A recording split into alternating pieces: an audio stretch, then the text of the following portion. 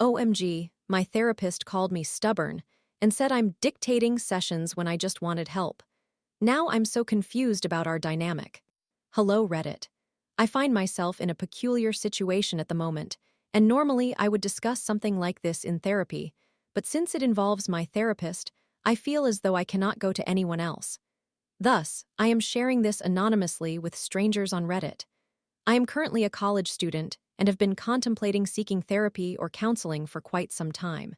However, I wanted to be in a position where I could finance it independently, completely separated from my parents for various reasons. Fortunately, I received a full scholarship to college, and my institution actually provides counseling services at no cost. I decided to pursue counseling through the school. This was an unexpected journey for me, but I was genuinely optimistic about it. Initially, my counselor appeared to be very kind, and she assured me that it was a completely safe environment. One of my challenges is trusting others and being entirely forthright, so although she expressed this, I often felt quite guarded during our sessions and would apologize or add disclaimers to the things I shared, which I recognize is my responsibility and something I believe I am beginning to overcome. The initial issue was that quite frequently, my sessions would be canceled or rescheduled at the last minute. For instance, I would sometimes receive notice just a few hours before my scheduled appointment that I needed to come in earlier. Occasionally, I could make it, but there were times when I had other commitments. There were also instances where my counselor would call to cancel or reschedule my session an hour or less before it was set to begin. It is also important to mention that my counselor's primary role at the college is not counseling. There were times during the session when she would take work-related calls. I understood that counseling was not her main responsibility, as she is also a crisis prevention and disability services specialist. So I attempted not to become too upset when she took calls during our sessions, even though it did grow increasingly frustrating. There was one occasion where my session was supposed to begin at a specific time, but I had to wait in her office for an hour and 15 minutes after it was scheduled to start because she was managing a crisis. I get that it is her job to address other matters at the school, but it was still somewhat disheartening not to have a consistent, scheduled session each week.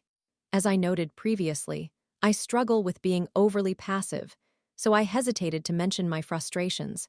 However, I also wasn't particularly inclined to share anything personal since I had to wait that long. When she asked why I was unwilling to share, she encouraged me to be honest, so I reluctantly revealed how I felt hurt by the frequent cancellations or sessions starting late. She apologized sincerely and claimed she would never want it to appear as though she was taking advantage of me, stating my concerns back to me and admitting she was unprofessional and unreliable. Since she was receptive to my feedback and asserted she would work to improve, I felt comfortable continuing our sessions. During the subsequent sessions, I did not experience those issues. Although my sessions were occasionally rescheduled unexpectedly on the same day, it did not bother me too much. She even volunteered to drive me directly or have her intern take me to the airport when break time arrived. I was genuinely pleased to have a safe space again, even though my passive tendencies sometimes hindered my ability to fully engage.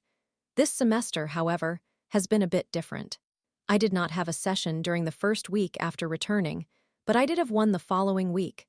I still struggled with apologizing and disclaiming my feelings, and my counselor respectfully addressed this, explaining it was detracting from my time.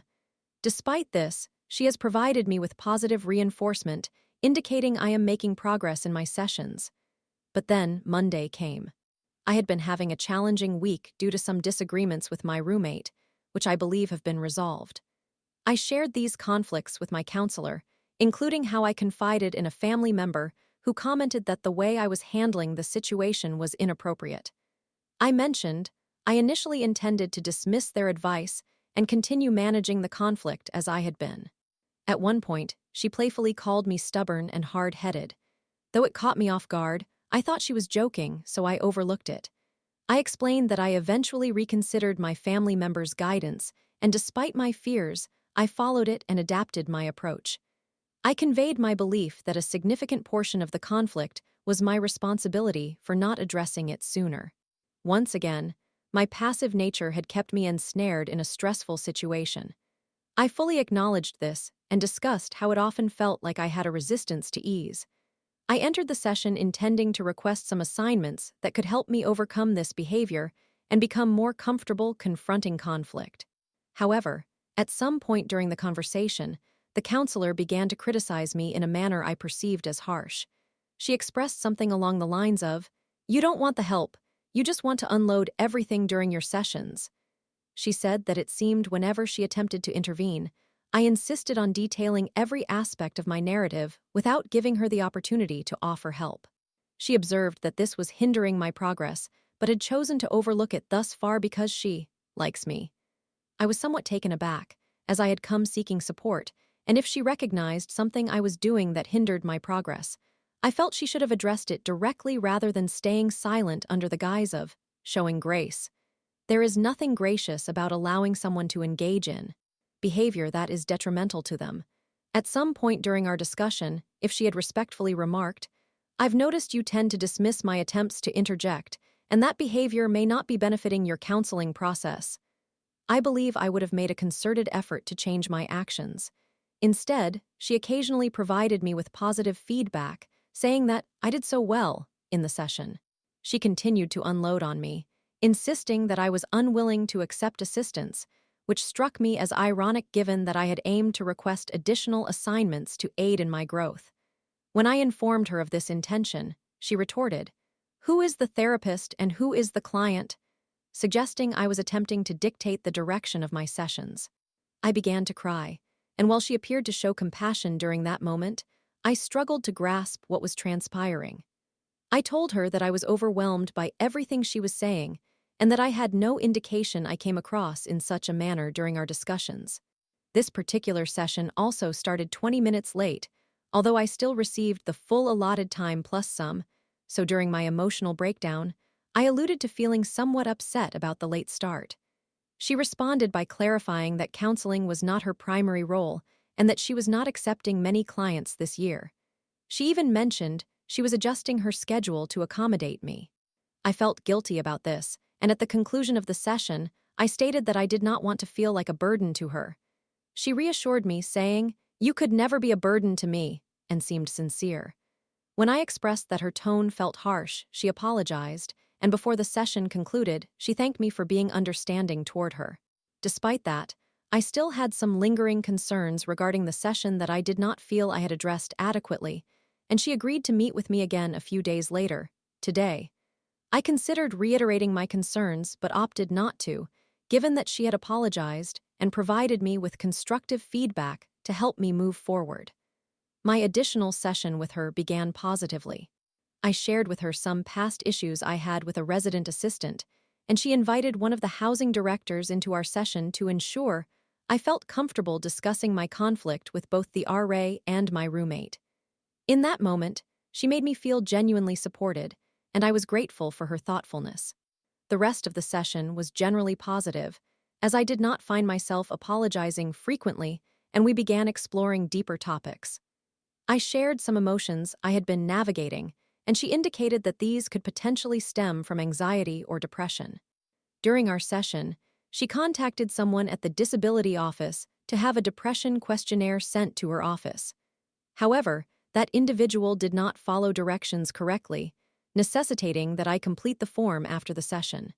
Once I finished the questionnaire, she had one of her interns, someone I had never met before, evaluate my responses, and based on the results, it indicated I might be experiencing moderate depression. I felt somewhat uncomfortable having the intern view and score my questionnaire and essentially relay the findings to me, as I would have preferred to keep that information confidential between my counselor and myself. After several awkward minutes with the intern sitting with me, I mentioned that I felt uncomfortable having her score my screening.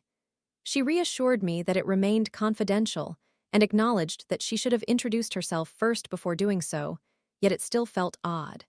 I even wanted to elaborate on one of the choices I made, but the intern pointed out that this was typically something I would have discussed with my counselor during the session. When I returned to my counselor's office, I hesitated to express my discomfort regarding the intern's involvement in scoring my responses, but eventually, I did.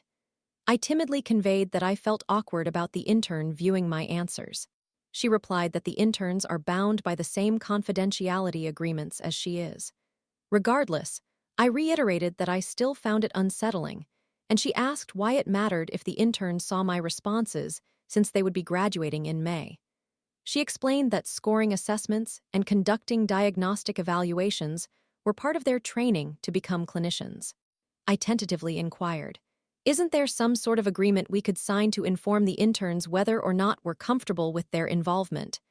She then went on a lengthy explanation, suggesting that, despite her attempts to earn my trust, it felt to her like I was not trusting her as a professional who has saved many lives over the course of her 23-year career, a point she has made repeatedly in our sessions. She informed me that I wasn't an expert at 19 years old, and that I should not act as though I possessed all knowledge, something along those lines, further implying that if I couldn't understand that and trust her, I should consider reassessing our therapeutic relationship. Additionally, she stated that she had the interns handle the scoring because she cannot manage everything and that she would appreciate a little gratitude from me every now and then, emphasizing that she has been altering her schedule to provide me with time that she doesn't have. I attempted to assure her that I was genuinely grateful for her efforts and did not mean to come across as unappreciative. She countered with, "It's starting to come off that way. I'm just being honest." Subsequently, she added, "A thank you would be nice every once in a while," and it felt like one of those uncomfortable situations where someone was nearly demanding gratitude.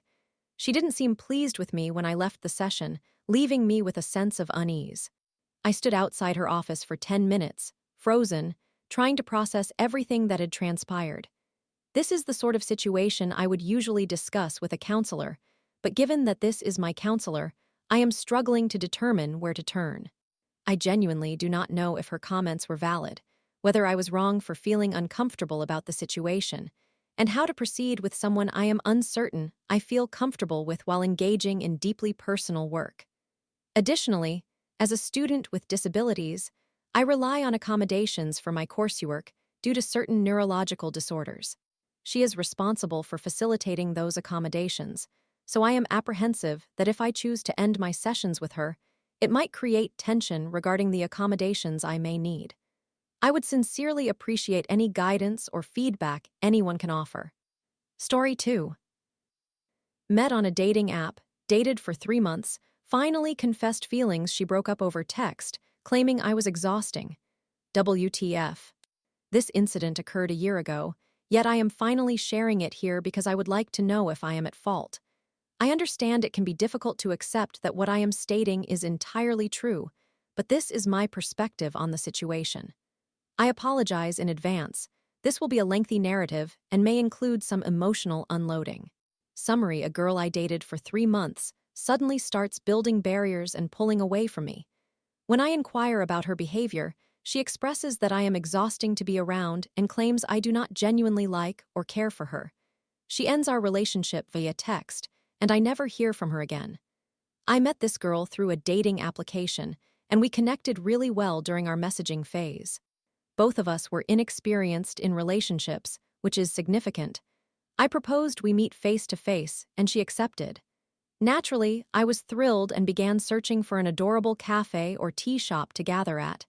This was during the summer, which is relevant to the story. When I eventually found a lovely little establishment, I asked if she was interested, to which she replied that she preferred not to engage in any indoor activities, believing it would be a waste of the summer weather. I was fine with that since I also enjoy outdoor activities. I discarded my original idea and followed her suggestion, which was to play tennis at a public park. Note: I dislike playing tennis. I am not knowledgeable about the game. However, if that was her preference, I was willing to give it another shot. We met up and had a rather terrible tennis match that consisted of each of us taking turns serving the ball over the net, while the other retrieved it. Afterwards, I proposed we grab some bubble tea nearby. That concluded our first date. Surprisingly, she deemed the date quite enjoyable. I disagreed, yet I remained keen on getting to know her better because we shared many interests regarding other hobbies. Later, she wanted to play tennis again, but I politely turned it down since it truly felt like a game of retrieve the ball. Fast forward to our third date. It was an extremely rainy day, practically a torrential downpour. I suggested we go to a board game cafe to pass the time, but she rejected my idea and suggested instead that I pick her up and drive her to a zoo 3 hours away from her home. Initially, I was not fond of this proposal. As I mentioned, there was a heavy downpour, and I knew the weather would not improve soon. However, I voiced my concerns, but she insisted the rain would not last the entire day. I thought, why not? At least I will have 6 hours to talk with her during the drive. We went to the zoo and had a pleasant time. I managed to hold her hand under our umbrella, which was nice. Naturally, I covered the costs for everything because my father taught me to never let a girl pay, chivalry, etc. It is now a habit ingrained in me. We continued meeting after that. It is important to mention that our relationship felt somewhat unusual. The most puzzling aspect was her reluctance to have dinner with me. My parents were confused. To them, sharing meals is a crucial opportunity to converse and learn more about one another. Each time I returned home without having dined, my parents would inquire about what was wrong. My friends were equally bewildered. No one had encountered a relationship where dinner was absent from the equation. I decided to let it be, thinking it would improve over time. Perhaps she was simply cautious. A side note, she never took the initiative to text me first. I always initiated the conversation, checking in on her day and asking about our plans. By this point, she had not asked about my hobbies, family, career, or anything of that sort. After about a month and a half of knowing her, I sought to formalize our relationship. I would occasionally surprise her with little gifts, a cute plush toy, her favorite food not available near her home, or a cold beverage on a sweltering day. She always appeared genuinely thankful and pleased, which gave me confidence for the next step. I purchased some lovely flowers, charming macarons, and organized a picnic where we could talk and perhaps engage in some light outdoor sports. I also planned to attend a drive-in movie later that evening, at which point I would present the flowers and ask her to be my girlfriend. Well, we enjoyed a picnic together for about an hour and a half. Then she claimed she had work to complete and insisted that I take her home. She was aware of the plans I had made, the tickets I had already purchased, and that she had previously agreed to them. Nevertheless, she maintained that she was tired and needed to return home to work. So I drove her home. On the way back, she was exceptionally quiet. When I finally queried about her mood, she began to express her feelings. She stated she did not feel as though I liked her and that I was merely attracted to the idea of having a girlfriend. I was shocked. She had never hinted at these feelings during the month and a half we had spent together. I understood she had been keeping her distance, as we had yet to kiss. I questioned her meaning, and she replied that I did not flirt with her or engage in any cute couple interactions. I do admit I am somewhat stoic. I was brought up to not openly display my emotions. So I promised to make an effort to be more flirty and charming with her, whatever that entailed. I handed her the flowers and dropped her off at home. That night, she appeared regretful for snapping at me and sent me pictures of the flowers and the card I had written. She remarked that it was the kindest thing anyone had ever done for her. Things went well for about a month following that. I was seeing her twice a week, always engaged in outdoor activities. However, this also meant that I could never grow closer to her. Personally, I believe it is inappropriate to be overly affectionate in public during the day. I made conscious efforts to flirt with her more. I still feel awkward recalling some of the things I said that were so not in my nature. Keep in mind, if I ever proposed an indoor activity, she would immediately veto it and express her love for being outdoors, etc. Now, we reached the 3-month milestone. I finally decided to propose getting officially together again. This time, I did not prepare any special gifts or anything. We did an escape room that she suggested, at last, something indoors, which turned out to be really enjoyable owing to the suspension bridge effect, and I genuinely felt a connection. When I dropped her off at night, I asked her about our relationship. She took some time to respond and said, "You're not really my ideal type, but I think you're really cute, so I'm willing to give this a chance." My friends all concurred that I was in trouble. Everyone I consulted said this was the worst response to a confession they had ever heard. At that moment, I did not particularly care. I was simply relieved that I had not been rejected.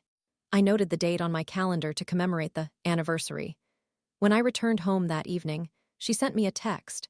She stated that now that we were officially dating, she wanted to establish some boundaries. She insisted that she needed to be home by 8:30 p.m. at the absolute latest, whenever we went out. She also wanted to limit each outing to a maximum of 1 or 2 hours.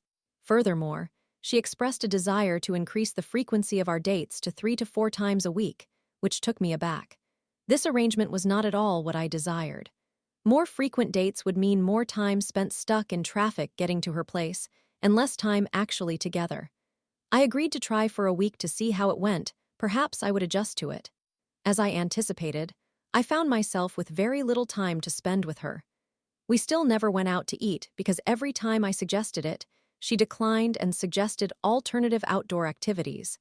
These brief 1 to 2 hour encounters felt unproductive, and we could never engage in anything meaningful together. We ended up playing badminton. She took it extremely seriously, even though she was not particularly skilled at it.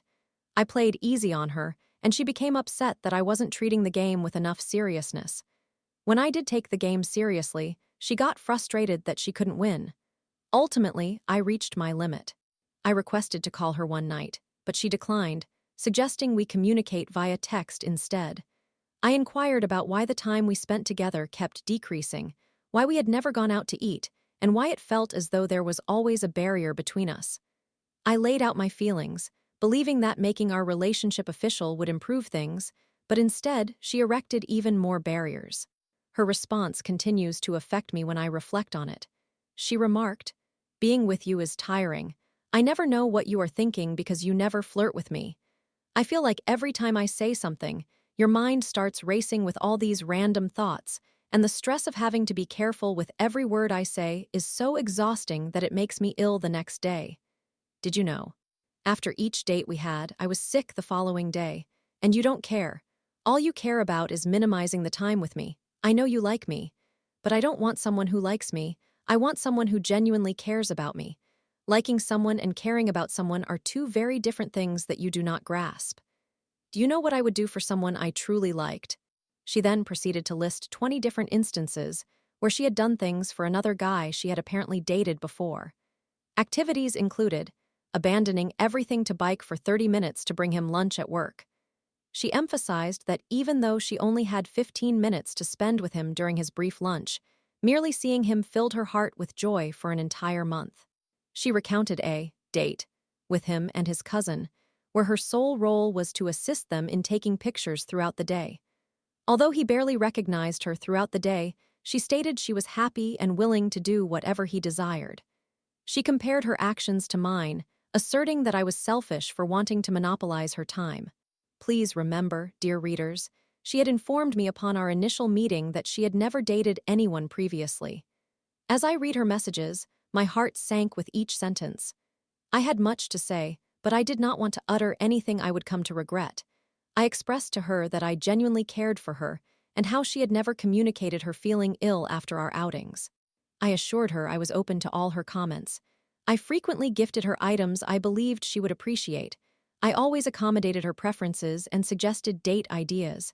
I remained very courteous throughout the conversation, without any cursing, anger, or accusations. Her response was, "The fact that you are willing to express all of this proves one thing. Loud and clear. Let's end this. I'm relieved to have witnessed your true nature early on before we became too close." And that was the final communication I ever had with her.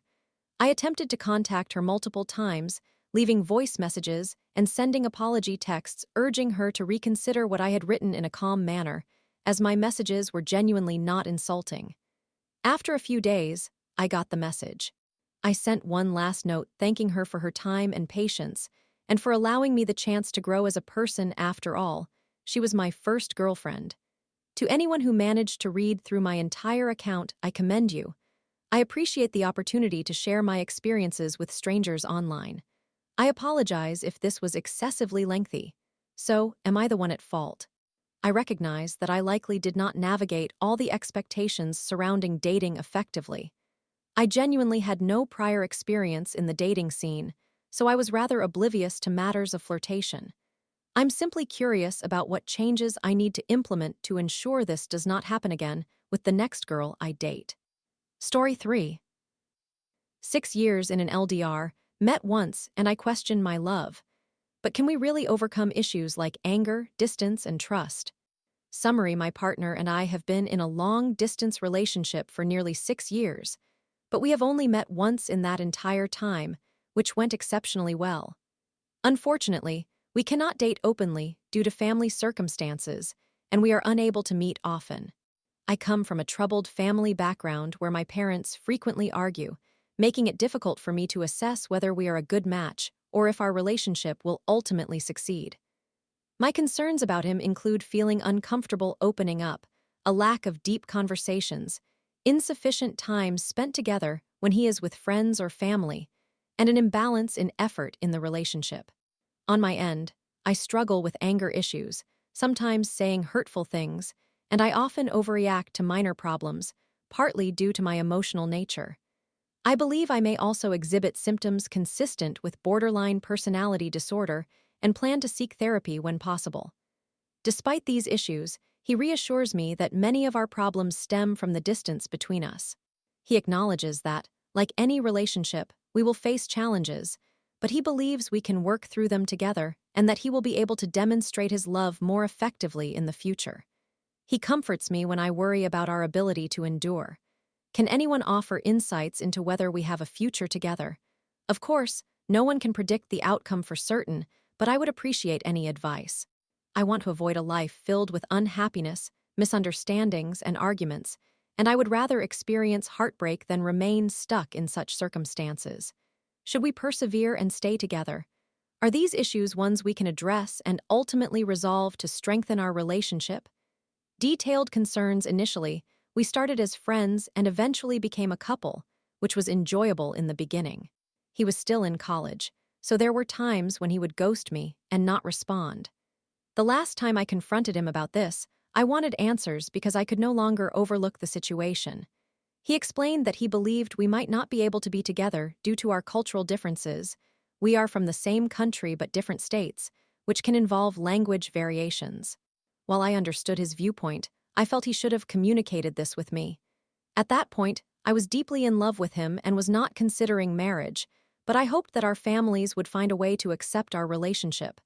Since that incident, he has not ghosted me again, but it damaged my trust and affected my feelings for him. We have faced challenges, particularly regarding communication.